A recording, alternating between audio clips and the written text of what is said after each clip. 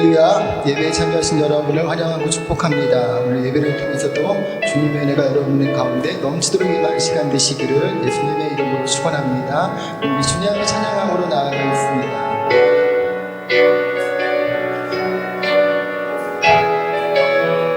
나의 거룩한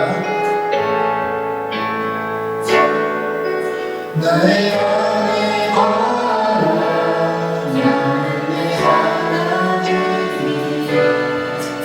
모든 환난 가운데 너를 지킨다. 두려워하지 말라. 내가 도와주리니 놀라지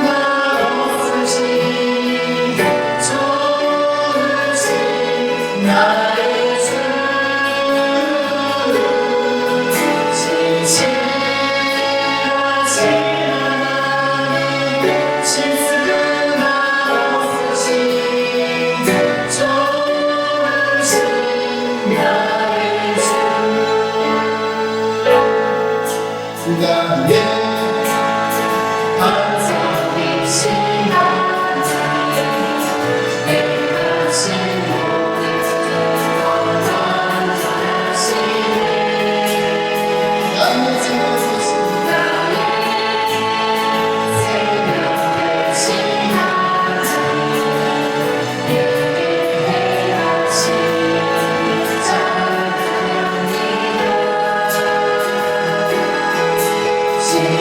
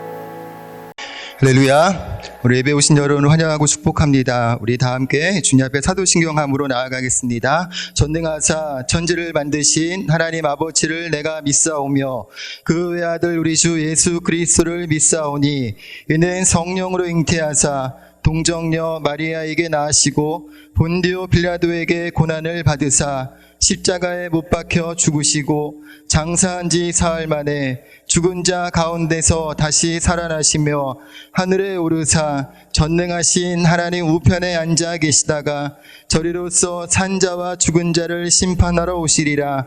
성령을 믿사오며 거룩한 공회와 성도가 서로 교통하는 것과 죄를 사하여 주시는 것과 몸이 다시 사는 것과 영원히 사는 것을 믿사옵나이다. 아멘. 주님의 은혜를 생각할 때 지난 주간에도 우리를 보호 인도하시다가 이렇게 아버지 하나님 예배자로 불러주심을 감사합니다. 한치의 오차도 없으신 주님 사랑으로 우리 모두 하나 되게 하여 주심을 감사합니다.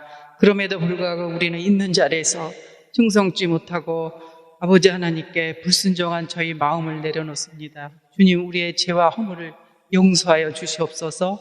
아버지 하나님, 특별히 우리 교회를 사랑하셔서 붙들어 주심을 감사합니다. 어느 곳에 있든지 우리 자녀들 한 사람 한 사람 주님 앞에 온전히 사랑으로 감싸는 귀한 아버지 하나님, 우리의 성도들 되게 도와주시옵소서. 예배에 같이 하여 주시며 기름 부어 주시고 우리의 마음과 뜻과 모든 것을 주님 앞에 믿음의 소망을 가지고 살아갈 수 있도록 도와주시옵기를 간절히 원하옵나이다. 특별히 아버지 하나님, 이제 코로나19가 온전히 지나가서 한치의 오차도 없으신 주님이 이 모든 것을 물리치시고 우리의 삶 속에서 늘 승리하는 저희가 되게 도와주시옵기를 간절히 원하옵나이다. 아버지 하나님, 소망을 가지고 주께 부르짖고 기도하는 우리의 모든 기도가 주님 앞에 온전히 상달될 수 있도록 도와주시옵소서. 특별히 아버지 하나님, 교회를 위해서 애쓰고 힘쓰시는 우리 목사님, 아버지 하나님 항상 강건 형통케 해주시고 하는 사역에 주님의 능력이 더하여 주시옵기를 간절히 원합나이다. 말씀 아버지 하나님 하실 때 우리의 마음밭에 60배 100배에서 열리는 귀한 아버지 하나님 믿음의 시간이 되게 도와주시옵기를 간절히 원합나이다. 다시 한번 아버지 하나님, 우리 독일 땅에 또 한국 땅에 주님이 같이 하셔서 주님의 꿈과 비전을 나아가는 저희들, 믿음으로 승리하는 귀한 저희들 되게 도와주시옵소서. 이 시간 성령님 함께해 주실 것을 믿사옵고 예수님의 거룩 거룩하신 이름 받도록 간절히 감사드리옵나이다. 아멘. 오늘 함께 은혜 받으실 하나님 말씀 베드로전서 4장 7절에서 11절까지의 말씀 우리 함께 합독합니다. 베드로전서 4장 7절에서 11절까지 말씀입니다. 우리 함께 읽겠습니다. 만물의 마지막이 가까이 왔으니 그러므로 너희는 정신을 차리고 근신하여 기도하라. 무엇보다도 뜨겁게 서로 사랑할지니 사랑은 허다한 죄를 덮느니라. 서로 대접하기를 원망 없이 하고 각각 은사를 받은 대로 하나님의 여러 가지 은혜를 맡은 선한 청지기 같이 서로 봉사하라. 만일 누가 말하려면 하나님의 말씀을 하는 것 같이 하고 누가 봉사하려면 하나님이 공급하시는 힘으로 하는 것 같이 하라. 이는 범사에 예수 그리스도로 말미암아 하나님이 영광을 받으시게 하려 함이니 그에게 영광과 권능이 세세에 무궁하도록 있느니라. 아멘. 할렐루야. 우리 옆에 분하고 한번 인사 나눕니다. 하나님께서 당신을 사랑하십니다. 여러분, 오늘 예배를 통해서도 주님의 은혜를 체험하는 시간 되시기를 예수님의 이름으로 축원합니다. 저는 오늘 함께 봉독하신 말씀을 통해서 이 오늘을 마지막처럼이라는 제목으로 잠시 말씀의 은혜를 나누고자 합니다. 우리 제목 한번 따라해 보실까요? 오늘을 마지막처럼. 2012년도 영국의 신문 가디언에서요, 이 오스트레일리아에서 이 말기 환자들을 돌보는 간호사 브로니 웨어라는 사람이 쓴 죽을 때 가장 후회하는 5가지라는 책을 소개한 바가 있어요.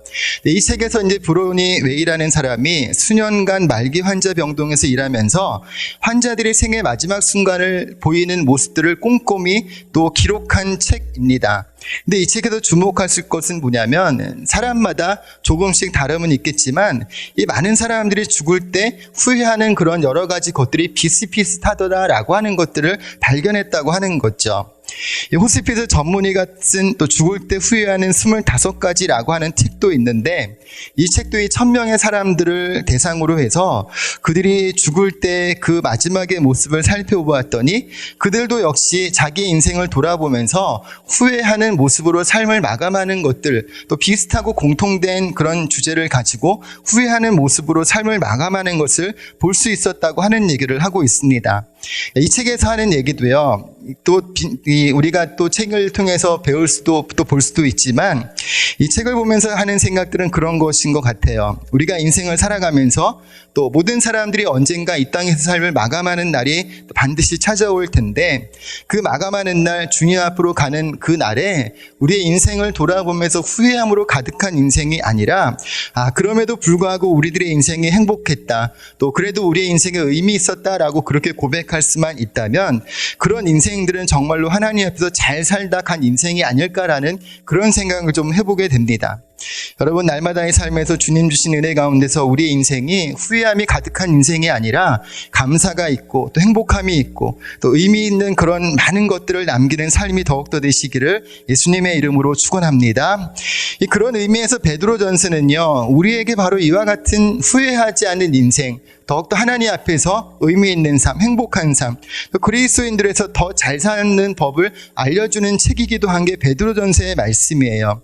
우리가 계속해서 반복해서 말씀을 드리지만 베드로전서는 핍박과 고난의 시대를 살아가는 이 그리스도인들에게 비록 그런 시대적인 상황과 환경 가운데 있다고 할지라도 그리스도인으로서 이미 예수님을 통해 변화된 정체성을 가지고 그 변화된 정체성에 맞는 삶을 살 것을 격려하고 권면하고 있는 책이 바로 베드로전서의 말씀이죠. 특별히 여러분, 오늘 본문의 말씀에서는요, 그렇다고 하면 우리가 이런 또 의미 있는 삶, 행복한 삶을 살아갈 때 교회 공동체 안에서 예수님을 믿는 성도들 간의 관계 속에서 우리가 후회하지 않는 교회 생활, 또 신앙생활, 또 우리들의 삶을 더욱더 그리스도 안에서 또 더 잘 사는 삶을 살기 위해서는 어떻게 해야 되는지를 다시 한번 설명하고 말씀하는 것을 오늘 본문을 통해서 살펴볼 수가 있습니다. 그리고 오늘 우리가 본문의 말씀을 통해서 볼 때 후회하지 않는 교회 생활, 또 후회하지 않는 인생을 더욱더 살기 위해서는 어떻게 해야 될까요? 첫 번째로 말씀하는 것은 우리 제목 우리 한번 따라해 보실까요? 마지막 때를 인식하는 삶. 베드로 사도가 먼저 오늘 본문에서 말씀하는 건 마지막 때를 인식하는 삶을 살아라 라고 말씀하고 있습니다. 7절을 다시 한번 보면 만물의 마지막이 가까웠다라고 그렇게 말씀을 하고 있죠. 여러분, 만물의 마지막이 무엇일까요? 이 사도행전 1장 11절에 보면 이렇게 말씀해요. 이르되 갈릴리 사람들아 어찌하여 서서 하늘을 쳐다보느냐. 너희 가운데서 하늘로 올려지신 이 예수는 하늘로 가심을 본 그대로 오시리라 하였느니라 라고 그렇게 말씀을 합니다. 그러니까 이 말씀과 같이 이 마지막 때는 어떤 때이냐면 바로 이 예수님 다시 오실 때를 기다리는 바로 종말 신앙을 의미하는 것이기도 하죠. 하늘로 올려지신 예수님이 하늘로 가심을 본 그대로 오시라는 그 말씀처럼 당시 그리스도인들이 가졌던 신앙의 핵심 모습은 바로 다시 오실 예수님을 기다리는 그 믿음 안에서 삶의 여러 가지 많은 고난과 핍박이 있더라도 그런 것들을 다시 오실 예수님을 기다리는 믿음으로 이겨냈다고 하는 것이에요. 근데 여러분, 문제는 뭐예요? 이 예수님이 다시 오시겠다고는 말씀하셨지만 언제 어느 때 오시겠다고 하는 정확한 날짜는 말씀하시지 않고 그 날과 그때는 오직 하나님만 아신다고 말씀을 하셨죠. 마태복음 24장 36절에 이렇게 말씀해, 다시 같이 한번 읽어볼게요. 그러나 그 날과 그때는 아무도 모르나니 하늘의 천사들도 아들도 모르고 오직 아버지만 아시느니라 라고 말씀을 합니다. 그러니까 예수님이 다시 오실 이 종말의 때, 마지막 때는 언제인지 정확히 알 수가 없다고 하는 거죠. 이 기다림의 시간이 길면 길수록 지친다고요. 이 다시 오실 예수님을 기다리던 이 성경 시대의 성도들은 이 예수님이 자기들 때 오시지 않는 모습을 보면서 의심을 하기 시작했어요. 우리들이 믿는 이 예수님이 정말로 구세주이시긴 한가? 예수님을 믿는 우리의 믿음이 정말로 올바른 것인가? 이렇게 핍박과 고난을 받으면서까지 이 믿음을 지키는 것이 정말 잘하는 짓이는 건가라고 하는 그런 근본적인 믿음에 대한 의심을 하기 시작을 했어요. 그래서 이 베드로 사도는 그런 의심하는 그 성도들에게 다시 한번 말씀하는 거죠. 만물의 마지막이 가까웠어. 의심하지 말고 다시 한번 정신 차려서 너희들의 믿음의 경주를 더욱더 힘있게 하라라고 하는 그런 권면을 하면서 다시 한번 신앙의 가장 본질적인 것으로 돌아올 것을 말씀하고 있는 것을 볼 수가 있습니다. 여러분, 지금 우리가 생각한 때에, 우리가 기대하는 때에 예수님이 오시지 않는다고 해서 성경의 약속이 틀린 것은 절대로 아니에요. 예수님의 약속의 말씀, 하나님의 말씀은 주님의 때와 방법으로 반드시 응답하시고 이루시기 때문에 우리에게 주어진 시간 속에서 의심하지 않고 삶의 자리에서 어떻게 하든지 우리에게 주어진 시간에 열심히 주님을 섬기며 우리의 믿음을 잘 지키는 것이 우리의 삶과 신앙에서 무엇보다도 중요하다고 하는 것이죠. 여러분, 우리의 생각과 우리의 계획과 좀 다르다고 할지라도 주님의 약속의 말씀을 의심하지 않고 또 주님의 말씀을 믿는 믿음 안에서 신앙의 경주를 더욱더 힘있게 하며 나아가는 저와 여러분들 되시기를 예수님의 이름으로 축원합니다. 또한 이 만물의 마지막은 이런 종말론적인 신앙을 말씀하시기는 거기도 한데요. 또 한 가지는 무엇에 대해서 말씀하냐면 우리 인생의 시간에 대해서 또한 말씀하는 것이기도 해요. 아까도 말씀드렸지만 모든 인생은 이 세상에서 끝이 있음을 우리가 너무나 잘 알고 있죠. 어른들 말씀하시기를 올 때는 순서가 있어도 갈 때는 순서가 없다라고도 말씀을 하세요. 죽음이라고 하는 것이 두려운 것이기도 하고 슬픈 것이기도 하기 때문에 사실 우리가 너무나 잘 알고 있으면서도 잘 말하지 않고 또 누군가가 하는 이야기도 사실은 잘 듣고 싶지 않은 그런 공통된 마음을 갖고 있죠. 하지만 우리 인생에서 이와 같은 인생의 끝, 삶의 끝은 어쩔 수 없는 한 부분인 것은 분명한 사실이라고 하는 것이에요. 그래서 우리가 이 많은 사람들이 얘기하기를요, 우리의 인생을 더욱더 의미 있고 잘 살기 위해서는 이것처럼 인생의 마지막, 죽음을 인식하는 삶을 사는 것이 중요하다라고 하는 그런 얘기를 합니다. 여러분, 실제로요, 19세기 러시아의 대문호였던 도스토옙스키는요, 28살 때 이 반체제 혐의로 감옥에 갇히는 일이 있었다고 그래요.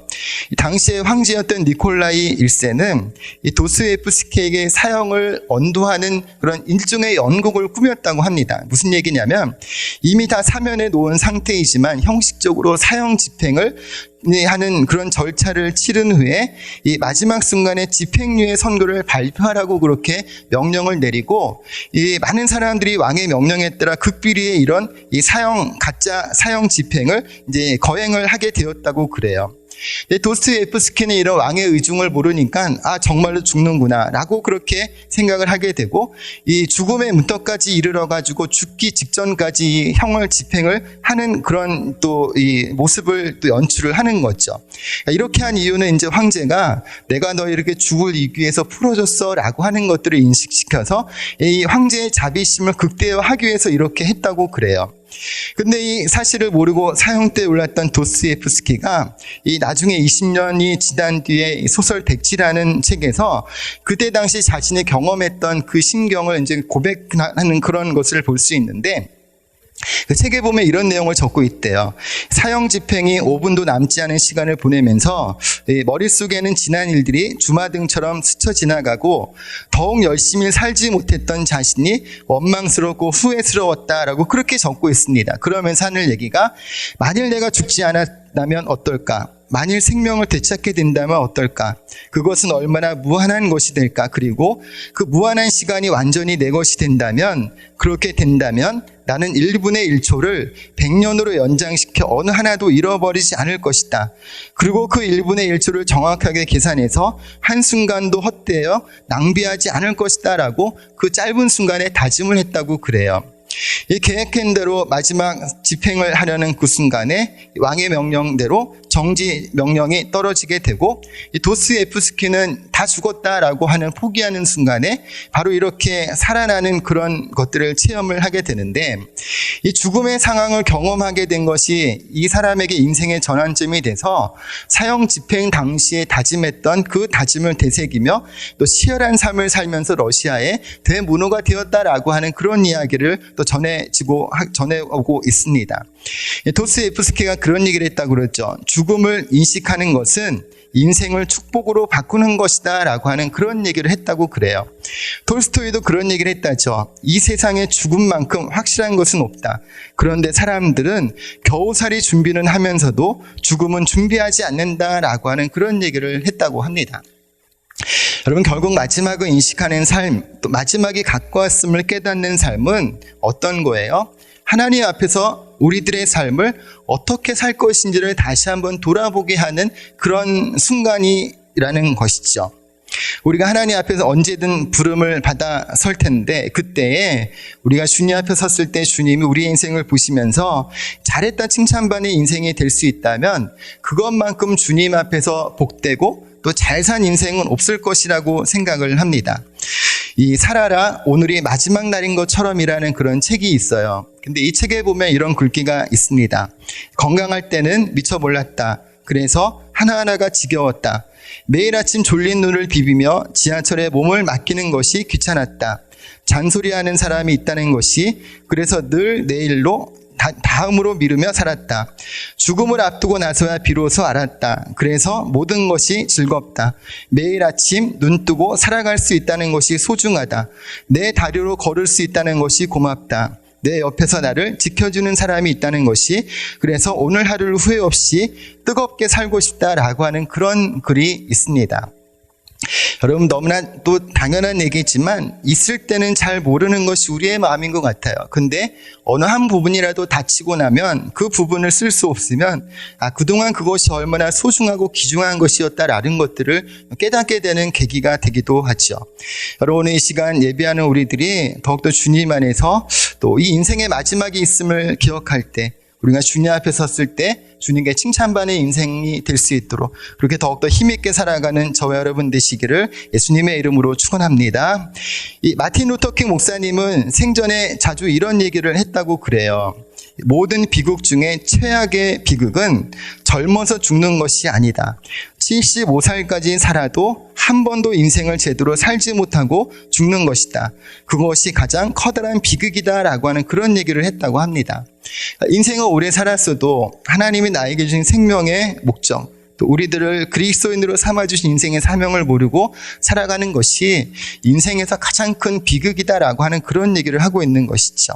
여러분, 다시 한번 여러분에게 말씀드리건대 또 어떠한 삶을 살지를 우리가 기억할 때 하나님의 영광을 나타내는 삶, 또 의미 있고 힘 있게 살아가는 저와 여러분 되시기를 다시 한번 예수님의 이름으로 축원합니다. 두 번째로 또 말씀하는 게 뭐예요? 정신 차리고 근신하여 기도하라라고 말씀합니다. 7절을 보면요. 그러므로 너희는 정신을 차리고 근신하여 기도하라라고 그렇게 말씀해요. 정신 차린다는 게 뭐예요? 분별력을 가지라라고 하는 거죠. 지금 어떤 상황인지 어떻게 행동해야 할지를 잘 분별하라는 거예요. 이 코로나 사태를 겪으면서 여러 가지 재미있는 일들을 우리가 참 많이 발견을 하는 것 같습니다. 이 몇몇 사람들은, 또 어떤 젊은이들은 코로나 사태를 겪으면서 이 소위 말하는 정신줄을 놓고 행동하는 사람들이 많이 있는 것 같아요. 미국에서는 일부 젊은이들이 코로나19 위험을 가볍게 여겨서 이 파티를 열었다가 감염되는 일들이 속출했다고 그러죠. 심지어는 어떤 일까지 있었냐면 확진 환자를 일부러 접촉한 다음에 누가 먼저 코로나에 감염되는지를 또 그렇게 내기를 걸었다가 먼저 코로나에 전염되는 사람에게 상금을 주는 이른바 있던 코로나 파티에 참여하는 그런 젊은이들이, 그런 것들이 유행했었다고 그래요. 그러니까 이 코로나 파티에 참석했다가 이 코로나에 감염된 한 30대 남성이 있는데 이 사람이 결국은 죽었는데요. 사망하기 직전에 얘기하기를 코로나는 거짓말인 줄 알았다. 내가 실수한 것 같다라고 하는 그런 유언을 남겼다고도 합니다. 그러니까 정신 못 차린 거죠. 지금 그것이 어떤 상황인지, 내가 이렇게 행동했을 때 나에게 어떤 위기와 피해를 입을지에 대해서 분별하지 못하는 그런 가운데서 행동했을 때 약간 목숨이 이렇게 또 잃어버리게 되는 그런 상황이 만들어지게 된 거죠. 그래서 이 베드로 사도가 우리에게 말씀하는 거예요. 너희들이 정신 차려서, 그리스도인들로 정신 차려서 지금 어떤 상황인지를 잘 분별하라라고 그렇게 말씀을 하고, 그러면서 더불어 하는 얘기가 기도하라라고 그렇게 말씀을 하고 있죠. 여러분, 존 녹스라는 사람은 이 기도에 대해서 말하기를 하나님과 가장 진실되고 친밀한 대화를 나누는 것이라고 했고요. 또 조지 밀러는 기도란 그리스도의 능력을 붙잡는 손이라고 했고요. 또 앤드류 머레이는 하나님의 자녀는 기도로 모든 것을 정복할 수 있다. 사탄의 교인들에게서 이 무기를 빼앗거나 그것의 사용을 제지하려고 최선을 다하는 것은 이상한 일이 아니다라고 했고요. 레이 오틀런드는 주님 앞으로 나오는 자는 항상 주님이 책임지신다는 것을 기억하라라고 그렇게 얘기를 했습니다. 여러분, 기도는 뭐예요? 그리스도인들의 호흡이에요. 그리스도인으로서 숨쉬며 살아가는 힘은 바로 이 기도의 능력에 있어요. 그리스도인들이 기도해야 하는 이유는 바로 이렇게 하나님의 능력을 체험하고 기도의 응답을 받는 것 때문이기도 하지만, 우리의 속사람이 하나님을 향해 나아가서 하나님의 마음과 생각으로 가득 체험받고 하나님과의 친밀함을 회복하고 친밀한 은혜 속에서 살아갈 수 있는 통로이기 때문이라고 하는 것이에요. 여러분, 사람들과의 관계에서도 대화가 멀어지면 또 그만큼 관계가 소원해지는 것처럼 기도하지 않는다는 것은 하나님과 이렇게 멀어지고 있다고 하는 하나의 증거가 되어지기도 하는 것이죠. 여러분이 코로나 시대를 보내면서 다시 한번 우리가 회복되어야 될 것이 있다면 바로 이런 기도의 영성이에요. 교회에 와서 우리가 이전처럼 간절히 통성으로 기도하고 하나님 말을 생각하며 집중적으로 기도할 수 있는 그런 기도의 영성이 회복될 수 있어야 되겠지만, 그런 것들까지도 우리가 좀 조심해야 된다고 한다면 매일의 삶에서 주님을 묵상하고 생각하면서 주님과 우리와의 관계 속에서 그런 주파수가 또 잘 맞아질 수 있도록 하는 것이 중요하다고 하는 거죠. 여러분, 기도는 뭐냐면, 다시 한번 말하면 하나님과 우리와의 그런 대화의 주파수를 맞추는 것이 바로 기도라고 하는 거죠. 그런 얘기 하잖아요. 주파수가 맞아야지 방송에 또 수신이 되는 것처럼 하나님은 우리에게 성경을 통해 또 여러 가지 또 세상의 많은 일들을 통해 끝없이 우리에게 말씀을 하세요. 하지만 어떤 사람은 그런 주님의 음성을 듣고, 하지만 어떤 사람은 그 음성을 듣지 못하면서 주님이 나에게 아무것도 말씀하시지 않아라고 그렇게 말하는 사람도 있어요. 그 차이가 어디에 있어요? 바로 하나님의 말씀하시는 그 음성을 들을 수 있는 주파수가 맞춰져 있지 않기 때문인 거죠. 이 기도는 바로 그렇게 하나님의 음성을 들을 수 있는 그 주파수를 내가 하나님의 그 음성에 맞추는, 하나님의 생각에 맞추는 과정이 바로 기도라고 하는 것이죠. 이 데살로니가전서 5장 17절에 쉬지 말고 기도하라라고 그렇게 말씀하는 것처럼, 기도라고 하는 것이 무엇이야? 기도의 유익이 이런 것이 있어 라고 하는 것들 아는 것도 중요하지만 더 중요한 건 뭐냐면 실제로 우리가 기도하는 것이 더 중요하죠. 짧은 한마디라도 우리가 아침에 일어났을 때 하루를 시작하면서라도 하루를 마치는 시간에도 우리가 또 운전하고 또 차를 타고 공부를 하고 하는 그 모든 순간순간마다 우리와 함께 하시는 주님을 생각하면서 그렇게 드리는 그 실제로 하는 그 기도가 사실은 더 중요하다고 하는 것이에요. 여러분의 기도의 영성이 회복되고 그리고 가정에서 일터에서 학교에서 매일의 삶에서 실제로 기도하는 사람이 되실 때 주님의 친밀함의 은혜를 누리며 살아가는 그런 모습 가득하게 되시기를 다시 한번 예수님의 이름으로 축원합니다. 세 번째로도 말씀하는 게 뭐예요? 한번 따라해 보시겠어요? 뜨겁게 사랑하라. 8절에 보니까요, 무엇보다도 뜨겁게 서로 사랑할지니 사랑은 허다한 죄를 덮느니라 라고 그렇게 말씀합니다. 우리 고린도전서 13장 1절에서 3절 말씀 같이 한번 읽을게요. 내가 사람의 방언과 천사의 말을 할지라도 사랑이 없으면 소리나는 구리와 울리는 괭과리가 되고 내가 예언하는 능력이 있어 모든 비밀과 모든 지식을 알고 또 산을 옮길 만한 모든 믿음이 있을지라도 사랑이 없으면 내가 아무것도 아니요 내가 내게 있는 모든 것으로 구제하고 또 내 몸을 불사르게 되어줄지라도 사랑이 없으면 내게 아무 유익이 없느니라고 말씀을 합니다. 그런 사도 바울이 여러분 뭐라고 말씀해요? 방언을 하고 천사의 말을 하고 예언하는 능력이 있고 모든 비밀, 지식을 알고 산을 옮길 만한 믿음이 있고 모든 것으로 구제하고 몸을 불사르는 게 내어줄지라도 그 마음 중심에 사랑이 없으면 그 모든 것은 소용이 없다고 말씀하고 있죠. 여러분 예수님이 십자가에 달려 죽으신 이유가 뭐예요? 그 이 단 한 가지 이유는 우리를 사랑하시기 때문이라는 거죠. 그래서 예수님의 십자가 하늘을 체험한 우리들은요, 바로 이런 주님의 마음을 가지고서 주님이 우리를 사랑하듯이 그 사랑의 마음을 가지고 또 교회와 또 성도와 또 세상을 섬길 것을 성경에서 끝없이 우리에게 말씀을 하고 있습니다. 여러분 사람의 마음은 어떻게 변화돼요? 지식을 통해서 변화되는 게 아니에요. 사람은 변화는 지식이 아니라 정말로 사랑받을 때 그 마음에 감동받을 때 변화되는 것을 우리가 너무나 잘 알고 있죠.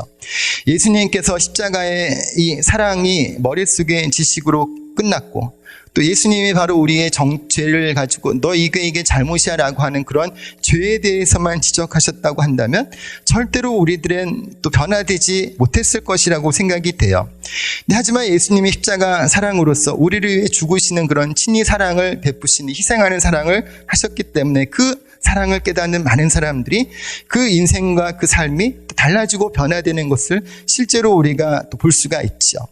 여러분 오늘 예배하는 여러분이 예수 그리스도의 그 십자가 사랑이 머릿속에 지식으로 머무르는 것이 아님 우리의 가슴을 울리는 그런 사랑이 깨닫게 주고 느껴지는 신앙이 될 때 또 변화된 그런 모습에서 또 주님의 마음을 가지고 살아간 여러분 되시고 그 그리스도의 마음으로 뜨겁게 사랑하며 서로를 섬기는 믿음의 사람들 더욱더 되시기를 다시 한번 예수님의 이름으로 부탁을 드립니다.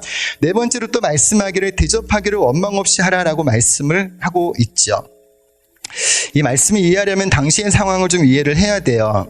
초대교회 당시에는요, 오늘날과 같이 어떤 이 숙박시설이 또 잘 되어 있지 않은 아주 빈약한 시대에 있죠.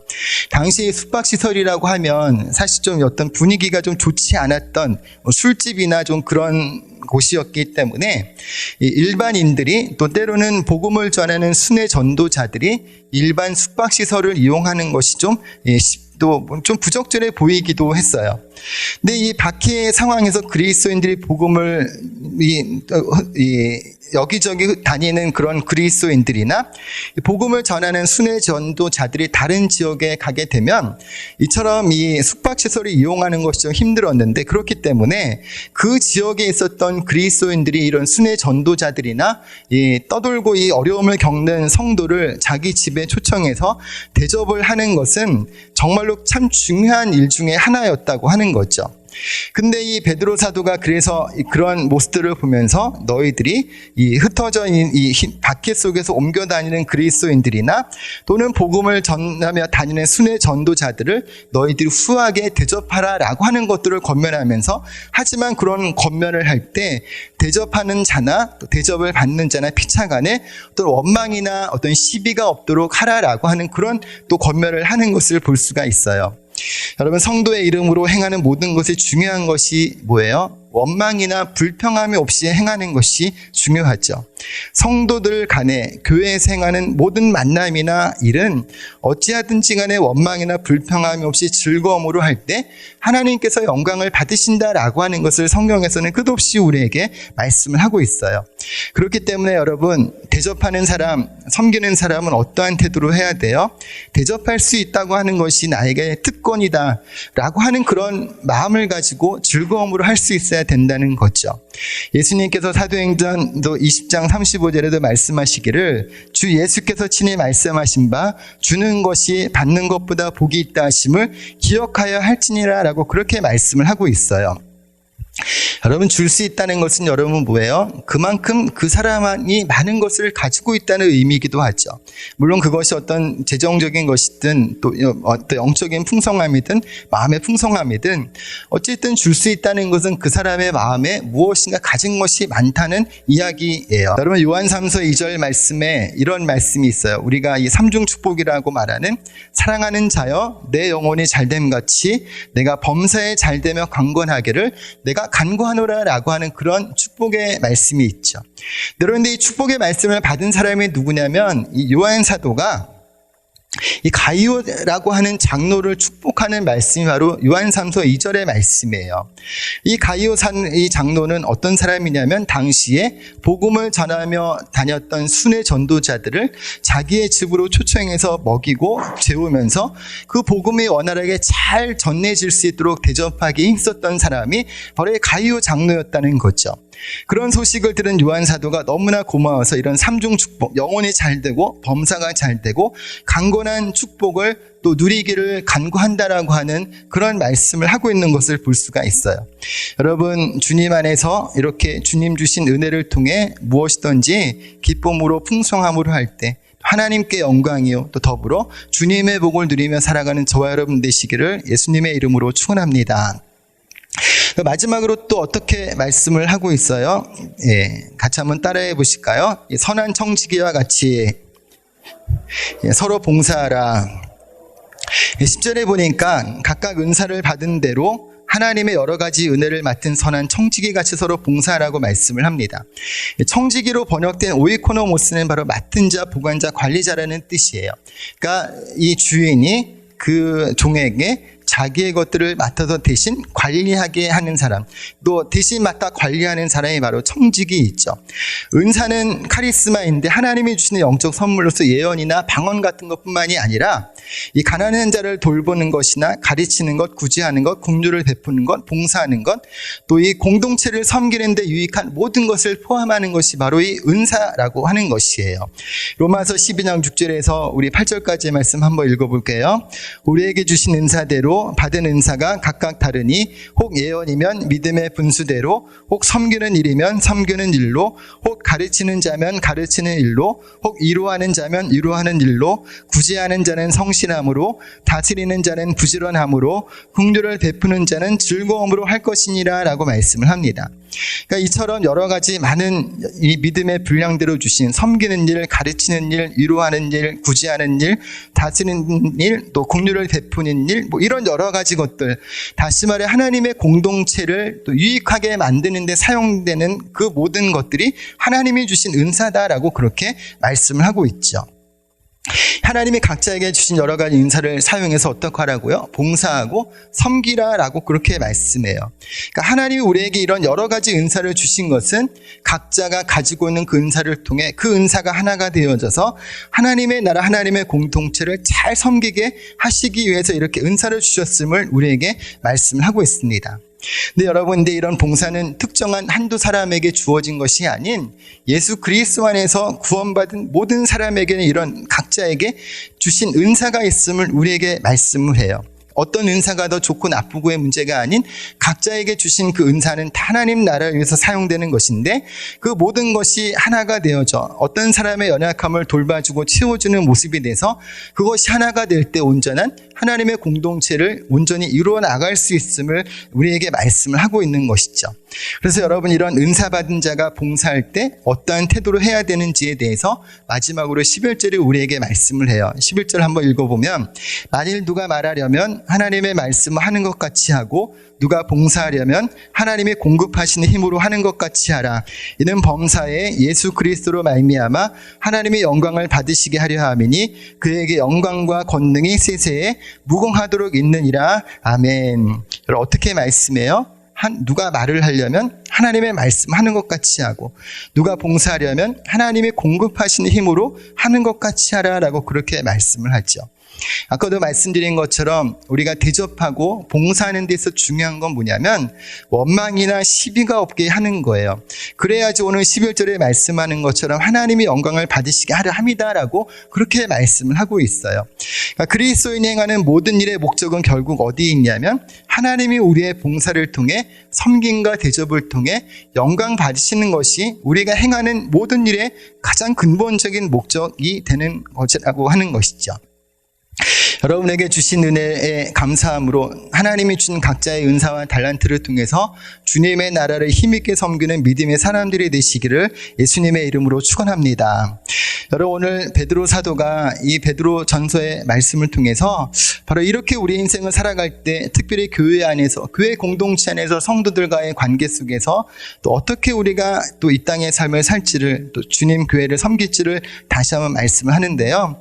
우리가 다시 한번 우리의 인생의 끝이 있음을 마지막을 인식하는 삶을 살고 또 정신 차려서 기도하는 하나님의 사람 또 뜨겁게 사랑하는 하나님의 사람 되고 또 대접하기에 힘쓰고 또 주님 주신 은사로 또 봉사하고 섬기는 삶을 살아갈 때 하나님 앞에 영광된 삶 또 우리들의 영혼과 삶 가운데는 풍성한 주님의 은혜가 있고 그 은혜로 말미암아 날마다 기쁨의 삶, 행복함이 가득한 그런 복된 삶을 살아가는 저와 여러분의 모습 더욱더 되어주시기를 예수님의 이름으로 축원합니다.